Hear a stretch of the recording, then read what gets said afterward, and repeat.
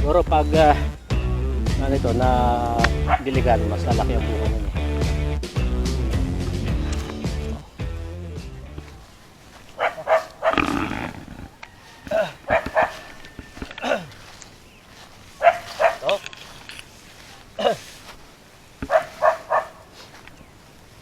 Okay. Pumuhan.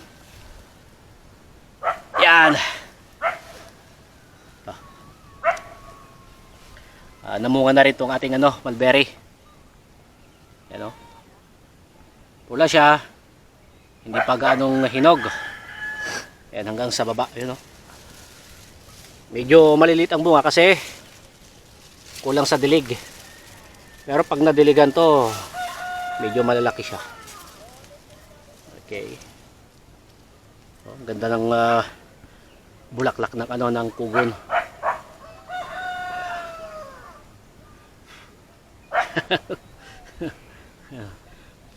Oh. Okay, tikman natin. Ito, medyo hinog. Yan.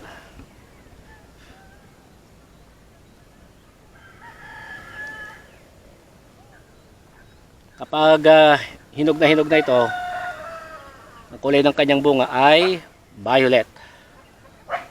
Pero hindi pa siya masyadong hinog. Okay. Tikman natin.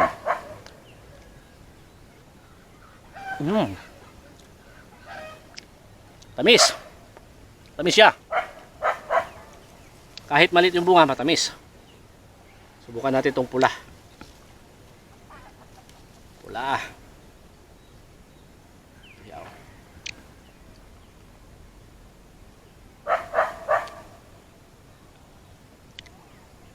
Okay. Cheers.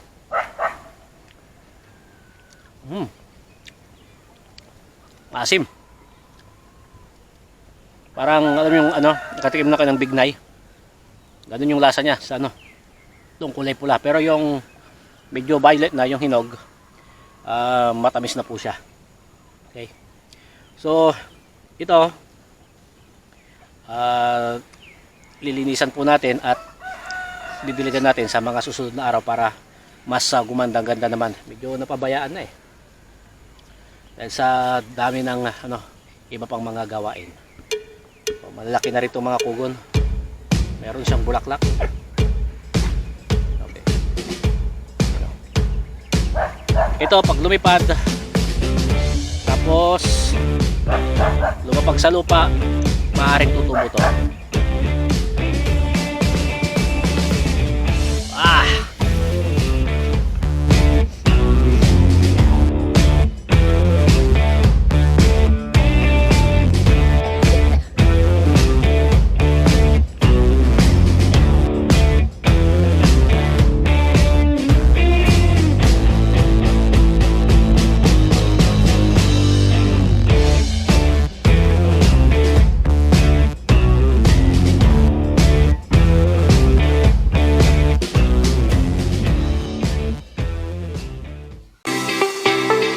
Dulang Ti Ilocano Channel, your kakwentuhan and food adventure channel.